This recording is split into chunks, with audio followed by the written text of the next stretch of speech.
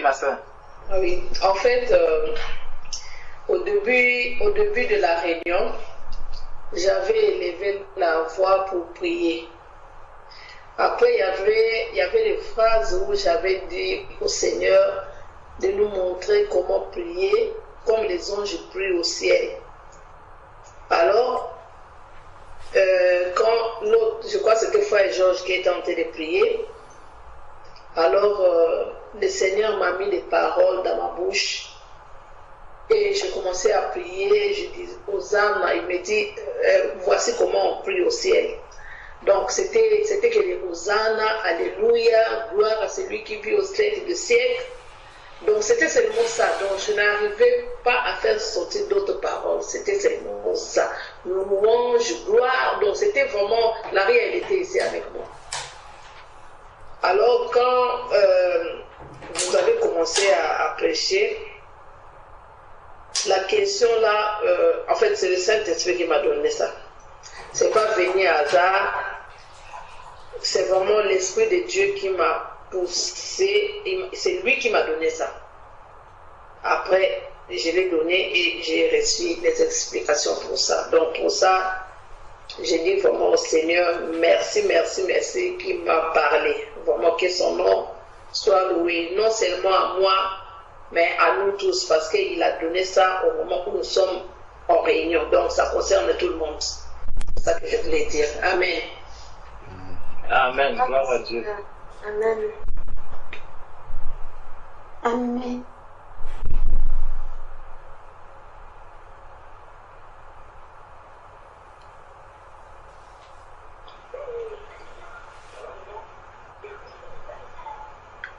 Amen. Le bien-aimé, j'avais des questions.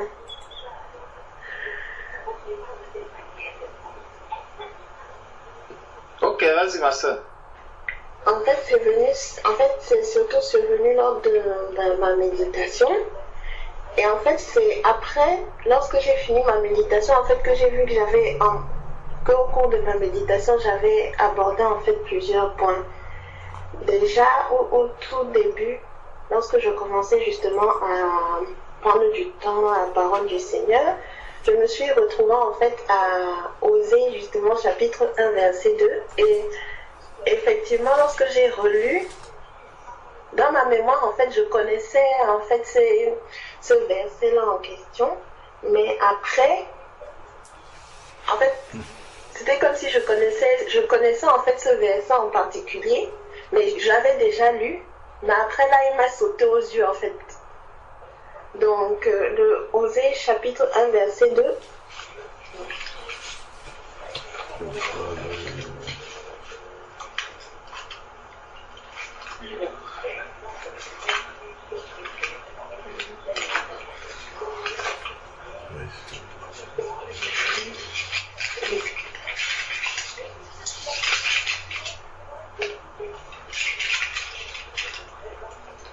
Osée 1 verset 2. La première fois que l'Éternel adressa la parole à Osée, l'Éternel dit à Osée, va prendre une femme prostituée et des enfants de prostitution, car le pays se prostitue. Il abandonne l'Éternel. Donc en fait, à ce moment-là, j'étais, en fait, devant ce verset-là, je le connaissais parce que j'avais déjà lu le livre d'Osée. Mais à ce moment-là, mon attention était bloquée en fait sur ce verset parce que je réfléchissais en fait, j'ai comparé en fait la première fois où je l'avais lu et maintenant à ce moment-là, pourquoi j'ai bloqué en fait dessus, c'était sur le fait que la première fois quand j'avais lu, je me disais que bon, pourquoi le Seigneur utilise son prophète et qu'au final il l'envoie vers une femme prostituée? Est-ce que c'était pour le punir comme il a puni aussi Israël? Et au final, maintenant, quand j'ai relu maintenant ce verset-là, je me posais maintenant la question en tant qu'enfant de Dieu. Le Seigneur peut envoyer son enfant vers une personne qui est déjà dans le monde et c'est au moment où il se marie justement avec cette personne-là qu'elle vient dans le Seigneur. Et en fait, c'est à ce moment-là que j'ai commencé un peu à bugger. Donc si vous pouvez un peu m'éclairer là-dessus. Ça, c'est la première partie. Et ensuite, ensuite, après, j'ai pris un peu de temps aussi et en fait, j'étais en train de réfléchir en fait sur, je méditais surtout sur les morts et sur le fait que la mémoire des morts est oubliée. Donc je me suis retrouvée en fait à Ecclésiaste 9, verset 5.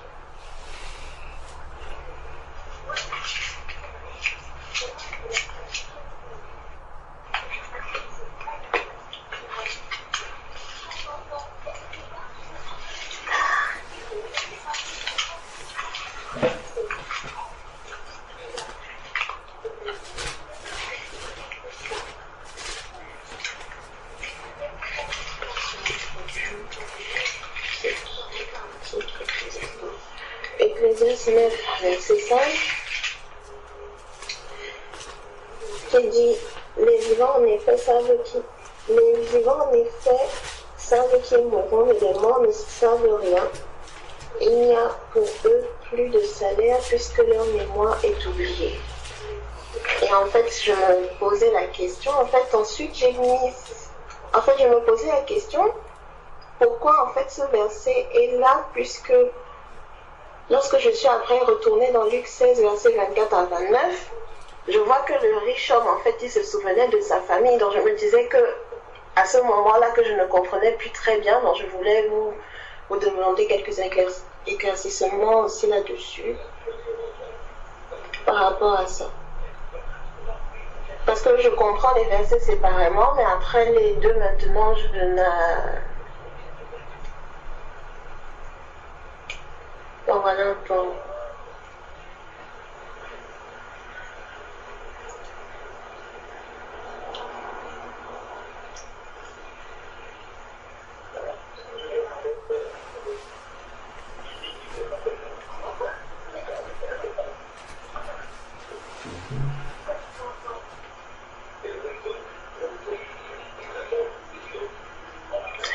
Aussi avec le verset de Luc 16 aussi, il y avait aussi Apocalypse 6, verset 11 aussi.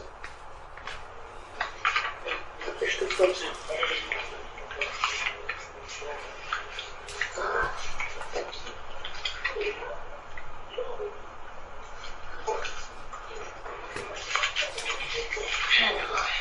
Apocalypse 6, verset 11 justement. Plutôt verset 10. Bon, je vais lire à partir du 9 puisque ce sont les trois. Donc, quand il ouvrit le cinquième sceau, je vis sur l'autel les âmes de ceux qui avaient été immolés à cause de la parole de Dieu, à cause du témoignage qu'ils avaient rendu, cria d'une voix forte en disant: jusqu'à quand, Maître saint et véritable, tarderais-tu à juger et à tirer vengeance de notre sang sur les habitants de la terre? Une robe blanche fut donnée à chacun d'eux, et il leur fut dit de se tenir en repos quelque temps encore jusqu'à ce que fût complet le nombre de leurs compagnons de service et de leurs frères qui devaient être mis à mort comme eux. Donc en fait, c'était surtout sur le fait qu'eux, ils se souvenaient de leur mort, en fait, c'était toujours par rapport à ça.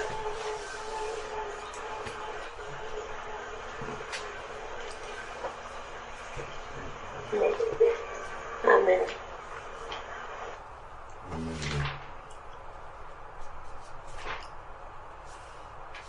Amen.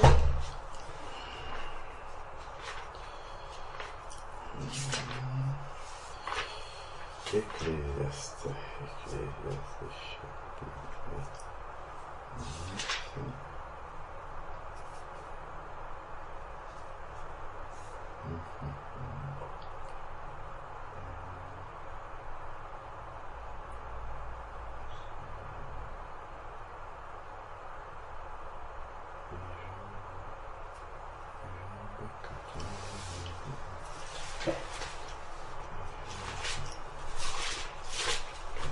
Ça, Claire?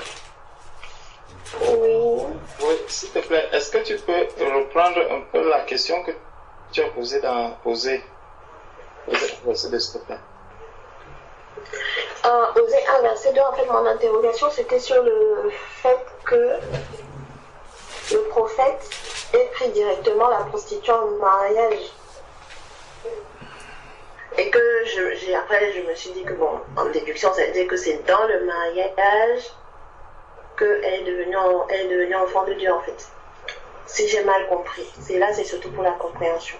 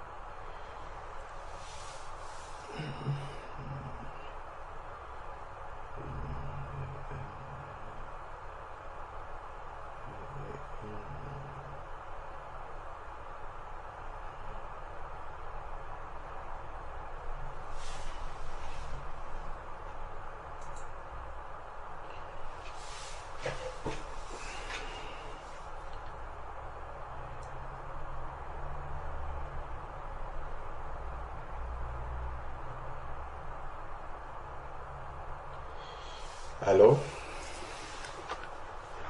Allô, oui. Ok, je vais prendre d'abord Ecclésiaste, chapitre 9, verset 5.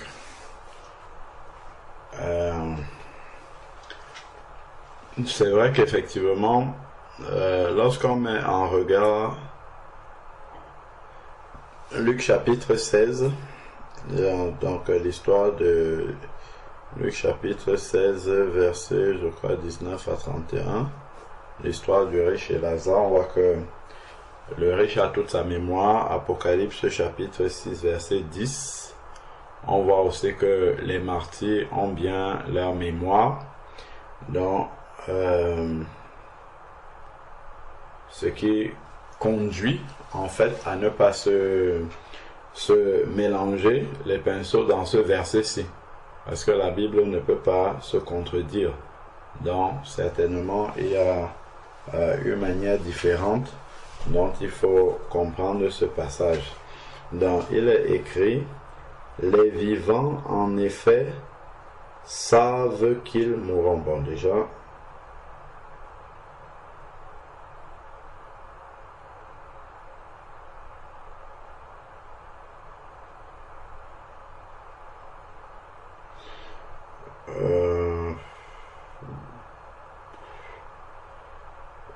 on peut commencer peut-être à partir du verset 3 pour avoir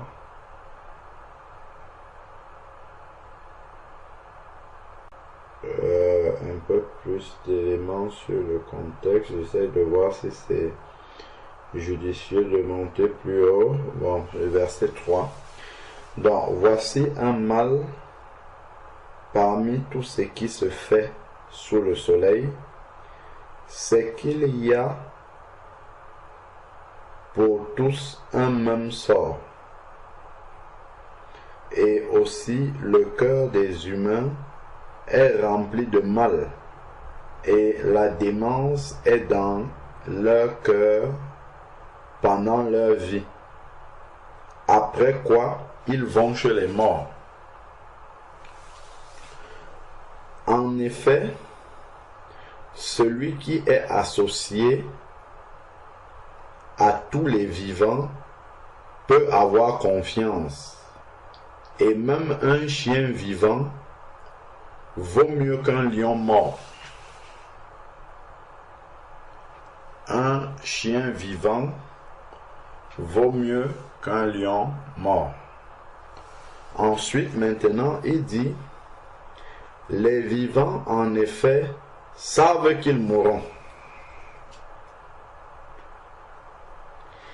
Les vivants, en effet, savent qu'ils mourront. Le fait de dire ici, là, qu'ils savent qu'ils mourront, il y a la pensée d'avoir la capacité de préparer cette mort-là. La capacité de changer le cours des choses, pas par rapport à arrêter la mort, mais changer la destination qu'on prendra après. Il y a moyen de faire quelque chose encore. Donc ici, il dit, les vivants en effet savent qu'ils mourront. C'est pour ça qu'avant, il dit que un chien vivant vaut mieux qu'un lion mort. Genre, le lion, il est prestigieux, il a de la force, il a de la vigueur, mais une fois qu'il meurt, il est inanimé, il y a plus de possibilité de changer quoi que ce soit. Tandis qu'un chien, il est beaucoup plus petit que le lion, mais s'il est vivant, il y a encore la possibilité de reformer, donc reformer ses voies, parce que ici au verset 3, voici un mal qui y a sur le soleil, c'est qu'il y a pour tous un même sort aussi. Le cœur des humains est rempli de mal et de démence, et la démence est dans leur cœur pendant leur vie, après quoi ils vont chez les morts. Donc c'est pendant la vie qu'il est possible de changer encore la démence qui est chez les hommes là, et le mal qui est dans leur cœur. Parce que le cœur nouveau ne peut être donné qu'à quelqu'un qui est encore vivant. Après la mort, Dieu ne donne plus de cœur nouveau. Donc, poursuivons la lecture. Donc, les vivants savent qu'ils mourront. Donc, ils ont encore la conscience de ce qui est possible de faire. Maintenant, pour changer les choses. Mais les morts ne savent rien. Moi, je ne le comprends pas dans le sens d'avoir de la mémoire. Les morts ne savent rien. Moi, je le comprends dans le sens du fait que la mort vient figer l'état de la personne qui est morte. Figer son état spirituel en sorte qu'il ne peut plus changer. Hébreux chapitre 9 verset 27, il est réservé aux hommes de mourir une seule fois, après quoi vient le jugement. Donc l'état dans lequel la personne meurt est figé, c'est comme une photo qu'on te prend, l'état dans lequel, ou bien quand le Seigneur revient, ça revient aussi à la parabole, c'est même lié à la parabole des 10 vierges. Donc, lorsque l'époux est arrivé, l'état des vierges a été pris à cet instant-là et on ne peut pas le changer. Celles qui étaient folles sont restées folles. Celles qui étaient sages, sont restées sages. Celles qui étaient folles ont voulu changer leur état pour devenir sages, mais on voit bien que lorsqu'elles sont arrivées à la porte des noces, le Seigneur a dit, moi, je ne vous connais pas. Vous êtes folles. Leur état est resté dans un état de folle. Donc, c'est figé. Que ce soit le retour du Seigneur ou la mort, l'état ici, là, est figé. Donc, mais les morts ne savent rien. Donc, ils ne peuvent, d'ailleurs, voilà la suite. Et il n'y a plus pour, et pour eux, il n'y a plus de salaire. C'est justement ça qui nous fait comprendre que c'est lié en fait au changement de l'état de quelqu'un. Donc ça, il n'y a plus de salaire dans le sens de la grâce de Dieu. Voilà. La grâce de Dieu ne peut plus agir pour quelqu'un qui est mort. La grâce de Dieu agit pendant sa vie. Donc il a la possibilité, lorsque Dieu frappe, de pouvoir ouvrir la porte, en sorte que Jésus entre et soupe avec lui et lui avec Jésus. Mais après la mort, en fait, il n'y a plus cette grâce-là. C'est ça qu'il y a derrière le salaire. C'est-à-dire que Dieu ne peut plus accorder un sursis à cette personne-là. C'est ce que moi je comprends. Il n'y a plus de salaire après la mort. Il n'y a plus la grâce de Dieu qui est possible pour quelqu'un qui est mort. C'est de cette manière-là que moi je comprends ce verset-là. Il n'y a plus de possibilité que Dieu fasse quelque chose pour ces personnes. Donc ensuite, maintenant, puisque leur souvenir est oublié.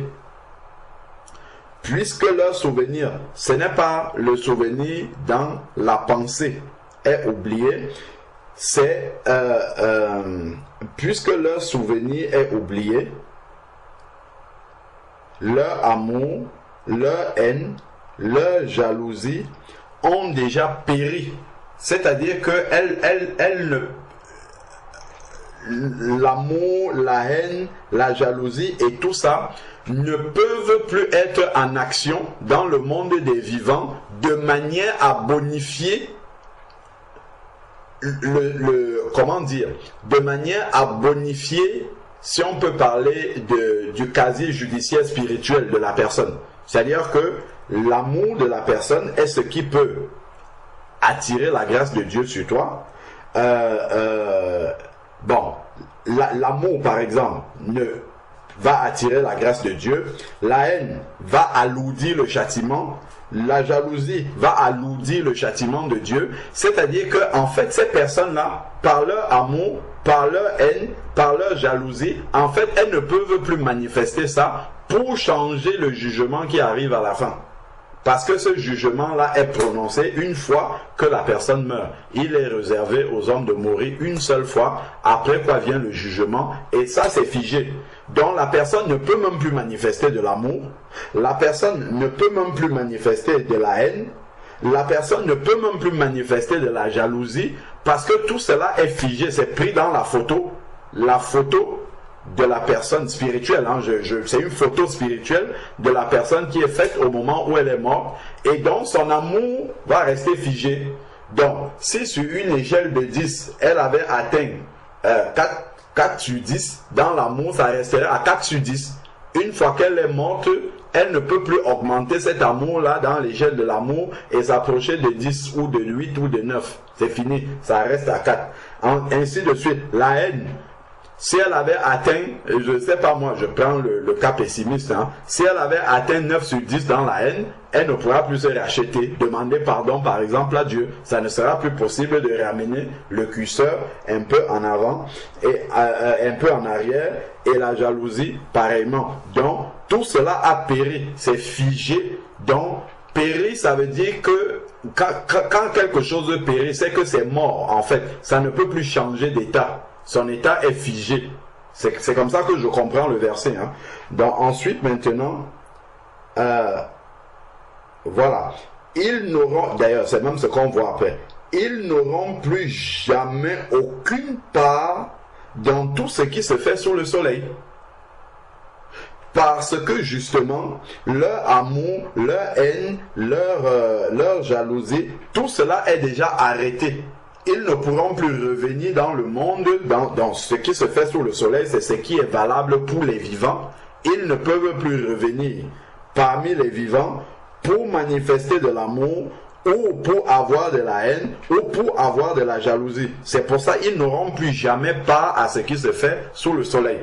Parce que tout ce qu'ils pouvaient manifester, la photo spirituelle est déjà prise et elle est figée dans le temps. Ils ne peuvent plus rien changer à cela. C'est comme ça que moi je comprends ce verset-ci. Donc, ce verset-ci vient en fait consolider Hébreux chapitre de ma compréhension, Hébreux chapitre 9 verset 27, en sorte que on voit que la photo spirituelle des morts, elle est faite une fois au moment où la mort arrive et rien ne peut plus changer. Les sentiments de la personne, d'ailleurs, et le chapitre que tu as cité, Luc chapitre 16 verset 19 à 31 de l'homme riche et de Lazare le confirme. Effectivement, ce n'est pas en contradiction, ça le confirme. Parce que l'homme riche a parlé à Abraham en voulant changer sa condition. Dit à Lazare de faire ceci. Abraham lui dit que là où tu es là, ce n'est plus possible.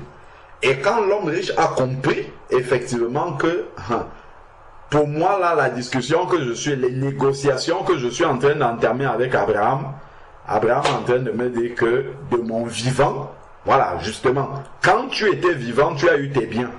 Et maintenant, Lazare, qui avait des maux, est consolé. Vos situations sont figées maintenant.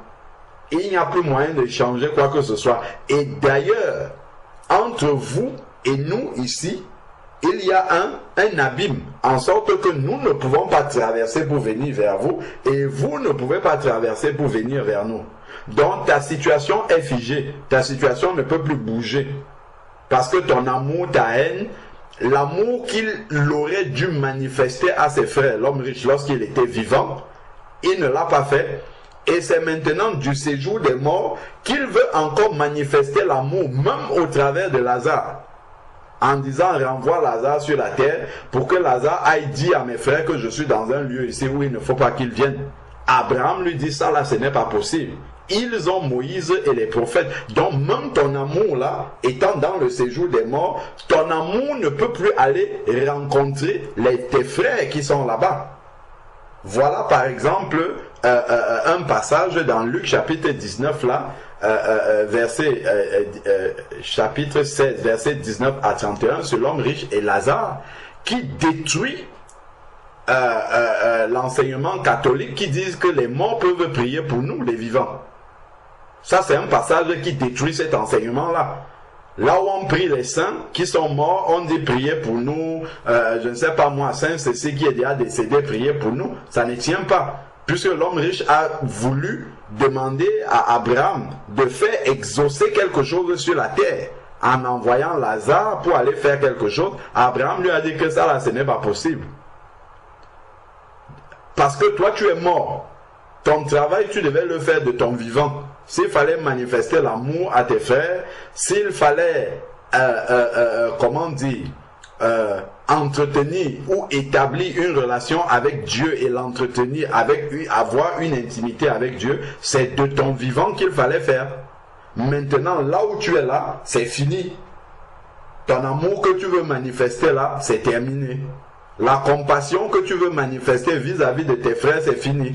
L'évangélisation que tu veux maintenant faire du séjour des morts pour évangéliser tes frères qui sont vivants en envoyant quelqu'un pour leur dire des choses, c'est terminé, tu ne peux plus rien faire. Donc, le passage de Luc 16 vient exactement confirmer en fait ici ce passage-ci qui dit que leur amour, leur haine, leur jalousie, tout devient figé maintenant. Là où ils sont, ils ne peuvent plus rien changer.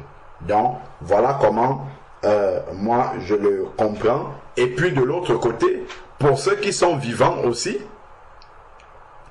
ils doivent comprendre par ce passage-là qu'ils ne doivent pas intégrer les morts au monde des vivants.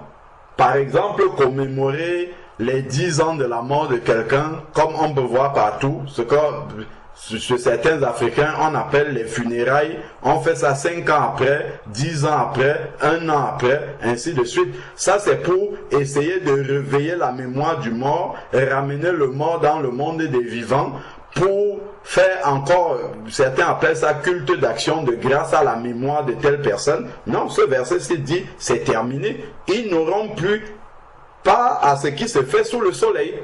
Ni eux ne peuvent interférer avec ce qui se fait dans le monde des vivants, ni les vivants ne doivent pas venir chercher les morts encore pour... D'ailleurs, la chiromancie est condamnée dans le livre de Lévitique.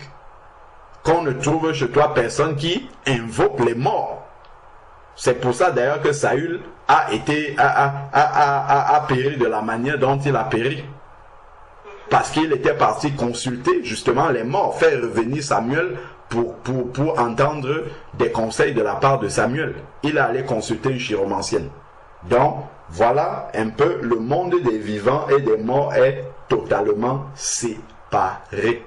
Et il n'y a pas de communion à avoir avec eux. Si nous, aujourd'hui, nous pouvons prier au nom de Jésus-Christ, prier Jésus-Christ, c'est parce que Jésus-Christ est ressuscité. S'il était resté dans la tombe, c'est qu'on ne peut pas prier au nom de Jésus. C'est qu'on serait en train de prier un mort. Mais nous pouvons prier au nom de Jésus parce que nous savons qu'il est vivant pour l'éternité. C'est pour ça que nous pouvons prier en son nom. Parce que lui, il n'est pas mort. Il est mort, mais il est ressuscité. Et effectivement, voilà encore un problème avec les pratiques du catholicisme qui prient Marie. Marie, elle est morte. La Bible ne dit pas qu'elle est ressuscitée.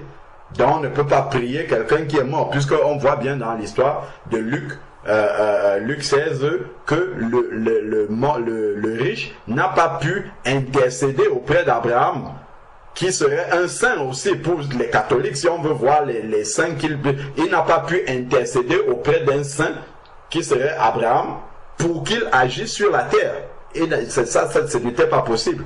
Donc vraiment, tous ces passages-là détruisent tous les cultes des liens avec les morts dans tous les sens, que ce soit des morts pour nous en faveur des vivants, des vivants en faveur des morts. Non, ça c'est terminé. Il y a une séparation. Abraham a bien parlé de ça dans Luc chapitre 16, qu'il n'y a pas de communion entre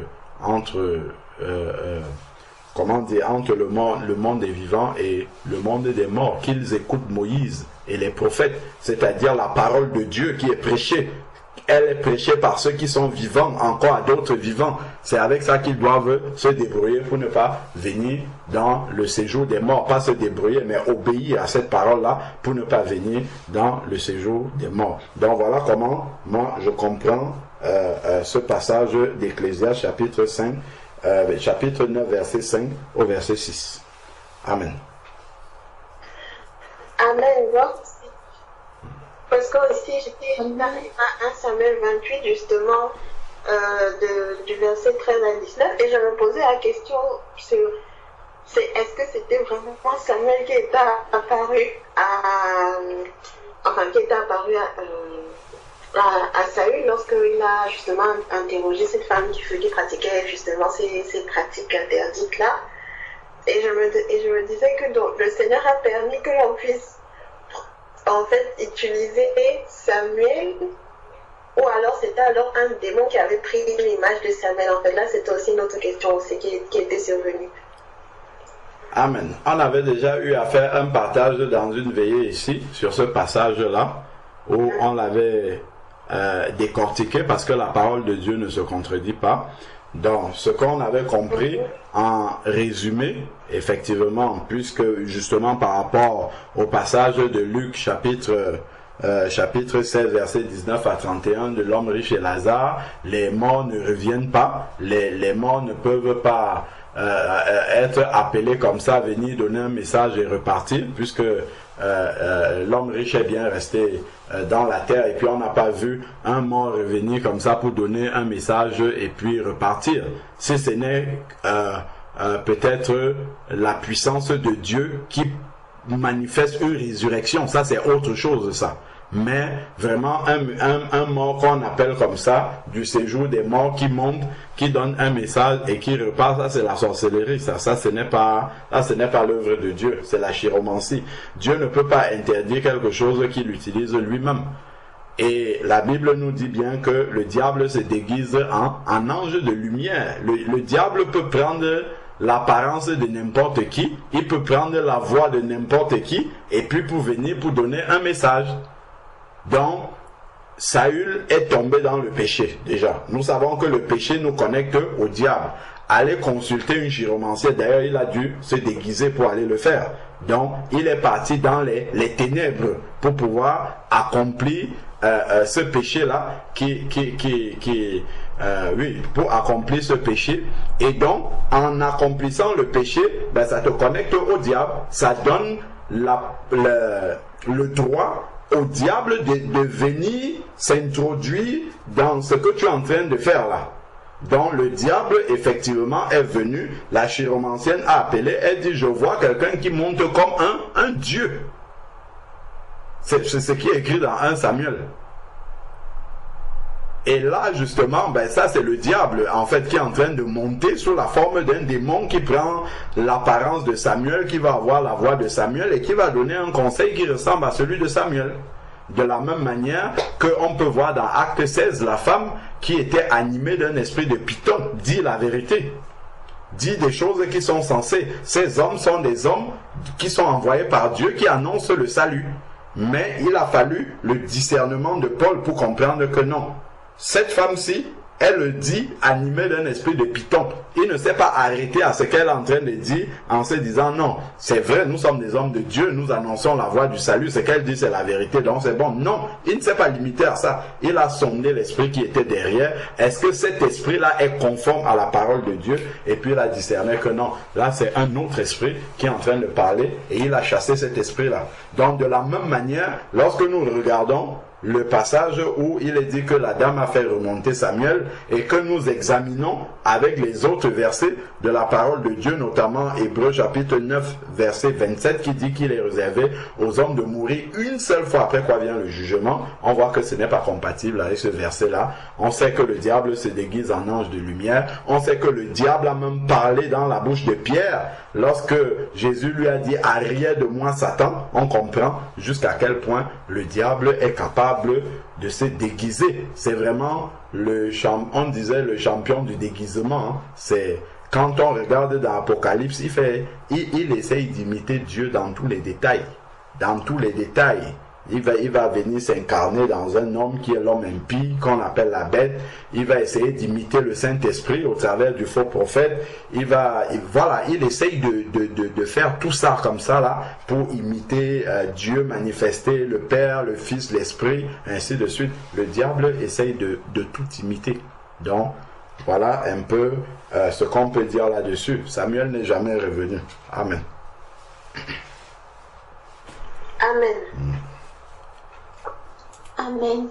Frère, est-ce que ce serait possible de poster sur le groupe l'enseignement dont tu parles, s'il te plaît? Oui, je vais le chercher tout de suite, je vais l'envoyer. Merci beaucoup. Je t'en prie. Et ça, justement, si on peut faire une petite parenthèse, dans cet enseignement-là, oui, ce partage-là, on avait évoqué aussi les connexions que le diable essaye d'avoir avec nous dans les rêves et dans les songes. Donc on entend souvent beaucoup dire « Ah, j'ai vu mon père qui était mort dans le songe, il est venu me dire ceci. J'ai vu ma grand-mère dans le rêve, elle m'a dit ceci. » Si on voit quelqu'un dans un rêve qui n'est plus vivant, il faut déjà savoir ce que ça veut dire. Ça c'est l'ange de... Ça c'est le diable qui est en train de se manifester, qui essaye de venir dans une... dans une apparence qu'on ne va pas rejeter, surtout si c'est quelqu'un qu'on a aimé.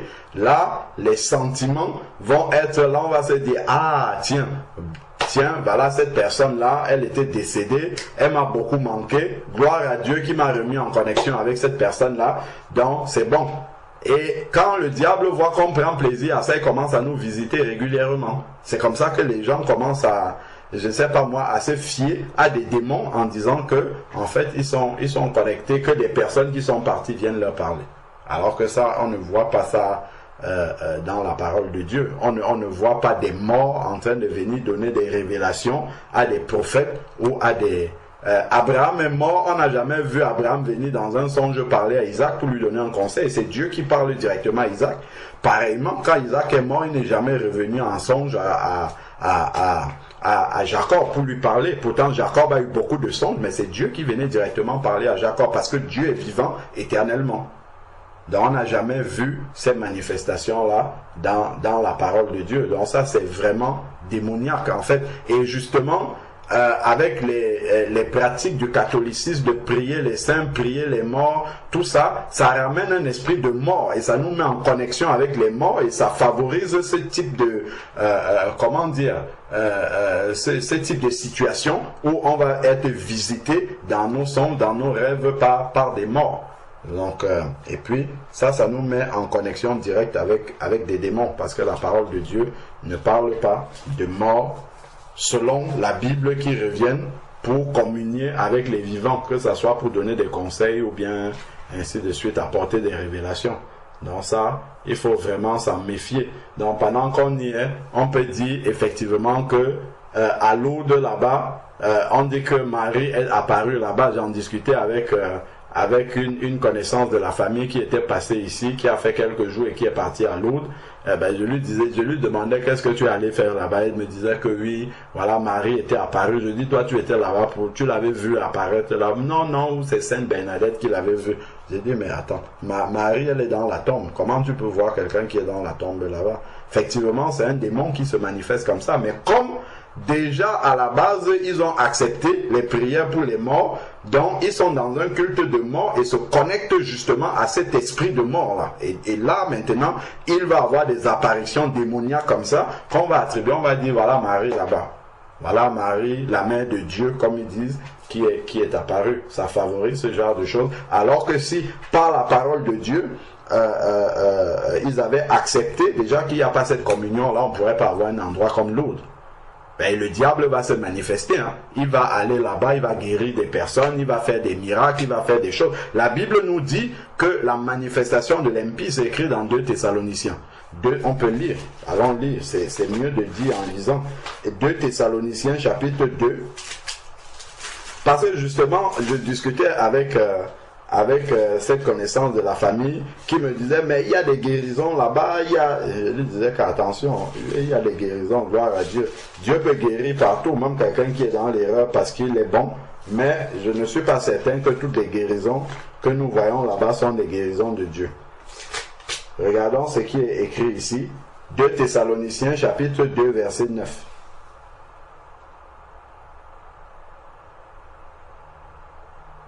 « 2 Thessaloniciens, chapitre 2.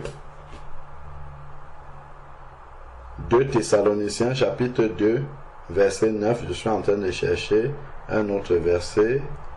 On va le lire en même temps.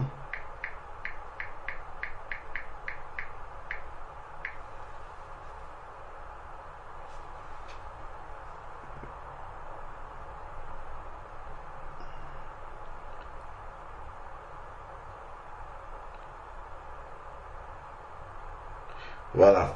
Dans Apocalypse, déjà 2 Thessaloniciens chapitre 2 verset 9, l'avènement de l'impie se produira par la puissance de Satan. La puissance de Satan avec toutes sortes de miracles et de signes et de prodiges mensongers et avec toutes les séductions de l'injustice pour ceux qui périssent parce qu'ils n'ont pas reçu l'amour de la vérité pour être sauvés. Il nous est dit que l'avènement de l'impie se produira par la puissance de Satan avec toutes sortes de miracles et de signes. Ben, les guérisons, ça fait partie. Voici les miracles qui accompagneront ceux qui auront cru. En mon nom, ils imposeront les mains aux malades et les malades seront guéris. Les guérisons sont des miracles. Satan peut faire des guérisons aussi. Donc ce n'est pas parce qu'à Lourdes il y a des guérisons que c'est Dieu qui se manifeste forcément. C'est écrit ici, avec toutes sortes de miracles mensongers. Regardons encore Apocalypse chapitre 13. Apocalypse 13. Apocalypse chapitre 13. Apocalypse 13 dit, on peut prendre à partir du verset 11. Apocalypse 13 verset 11. Puis je vis monter de la terre une autre bête. Elle avait 2 cornes semblables à celles d'un agneau. Et parlait comme un dragon. Voilà encore le roi du déguisement qui est en train de se manifester ici. C'est un mélange. c'est une autre bête qui monte de la terre, alors que le Fils de Dieu, lui, il est venu du ciel, mais elle est montée de la terre. Donc, elle avait 2 cornes semblables à celles d'un agneau. Donc, en apparence, Jésus-Christ, mais elle parle comme un dragon. Elle parle comme le diable, le dragon. Mais elle a l'apparence de Jésus-Christ, d'un agneau. L'apparence. Mais parle comme le diable. Donc, c'est dans le parler, l'enseignement, c'est de l'abondance du cœur que la bouche parle. La parole qui sort, c'est là qu'il faut discerner si ça c'est quelqu'un qui est de Dieu ou c'est quelqu'un qui est du diable. L'apparence, quelqu'un peut venir, il a une apparence angélique, une apparence d'humilité, une apparence, je ne sais pas moi, parce que le diable se le tape à l'œil. Et il ne faut pas être trompé par ce que les yeux sont en train de voir, il faut bien écouter ce que la personne est en train de prêcher, ce que la personne est en train de dire, et comparer à l'enseignement de l'agneau, de la véritable parole de Dieu. Comparer, c'est là qu'on va discerner, est-ce que c'est Dieu qui parle ou est-ce que c'est le diable qui est en train de parler. Donc une apparence d'agneau avec une voix il parlait comme un dragon. Donc sa parole n'est pas celle de la parole de Dieu. Donc elle exerce tout le pouvoir de la première bête en sa présence et elle fait que la terre et ses habitants se prosternent devant la première bête. Et à l'homme impie qui est là, et la deuxième bête qui vient, fait en sorte que les gens se prosternent devant la première, dont la blessure mortelle avait été guérie. Est-ce que c'est Dieu qui a guéri cette blessure-là? On parlait de guérison mensongère. Voilà un exemple ici là. La blessure avait été guérie. Donc, elle, la bête là, opère de grands signes. Ce n'est pas des petits signes. Ça, ce ne sont pas les signes qui viennent de Dieu. Opère des grands signes jusqu'à faire descendre le feu du ciel sur la terre à la vue de tous les hommes. Quand les hommes vont voir ça sans discernement, ils vont dire, mais ça c'est Élie. C'est Élie ça qui est revenu. C'est lui qui faisait descendre le feu du ciel et consumer les prophètes de Baal. Ça c'est Élie. On nous parle bien de la bête ici. Une manifestation diabolique, mais qui fait descendre le feu, pas de la terre pour le ciel, mais du ciel vers la terre. C'est ce qui est écrit. Hein?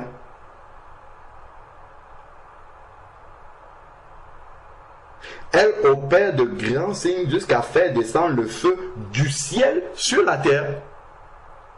C'est impressionnant quand même que Satan puisse faire descendre les choses d'en haut pour le sol. Mais c'est Satan quand même qui le fait. Donc, soyons bien vigilants. Ensuite, il va séduire les habitants de la terre par les signes, effectivement, les miracles. Il va séduire les habitants par les signes qu'il lui fut donné d'opérer devant la bête, en disant aux habitants de la terre de faire une image, ainsi de suite. Donc on voit vraiment que la puissance de Satan est capable de beaucoup de choses. Il a essayé d'imiter le bâton de Moïse qui se transformait en serpent, qui était un signe pour montrer qu'il était envoyé par Dieu. Les magiciens d'Égypte, ils ont fait la même chose, sauf que la puissance de Dieu est plus grande que celle du diable. Et Dieu l'a manifesté en faisant en sorte que le serpent de Moïse puisse avaler les autres. Donc c'est dans les détails qu'on voit cette différence-là. Donc, effectivement, il faut faire très attention à ça. Très, très, très, très attention. Si une expérience n'est pas validée par la parole de Dieu, on ne peut pas l'accepter. Donc, même si on nous dit que c'est Samuel qui est en train de parler là-bas, ça contredit totalement la parole de Dieu. Ça ne peut pas être Samuel en vérité, qui est déjà mort, qui est parti, qui revient avec un message pour pouvoir apporter un conseil à des personnes qui sont encore vivantes. Amen.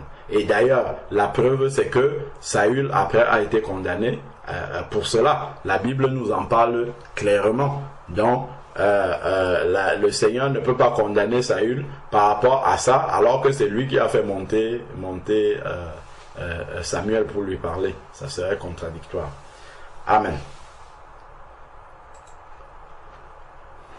Amen. Amen. Amen.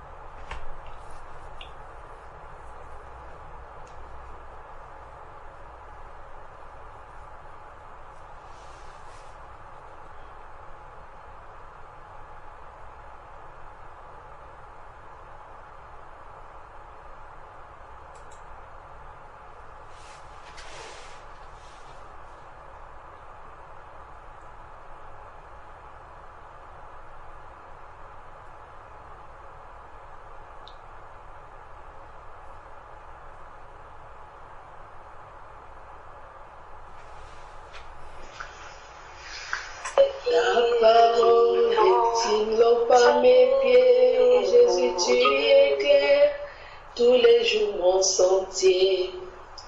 Ta parole est une lampe à mes pieds, oh Jésus, tu éclaires tous les jours mon sentier. Pour cela, oh Jésus, je te loue, je te loue. Pour cela, oh Jésus, je te loue, je te loue. Ta parole est une lampe à mes pieds, oh Jésus, tu éclaires tous les jours mon sentier. Ta parole est une lampe à mes pieds, oh Jésus, tu éclaires tous les jours ma vie, Seigneur. Pour cela, oh Jésus, je te loue, je te loue. Pour cela, oh Jésus, je te loue, je te loue. J'ai la certitude que tu m'éclaires, comme la lune éclaire, comme un éclair éclaire. J'ai la certitude que tu m'éclaires, comme la lune éclaire, comme un éclair éclaire. Pour cela, oh Jésus, je te loue, je te loue. Pour cela, oh Jésus, je te loue, je te loue.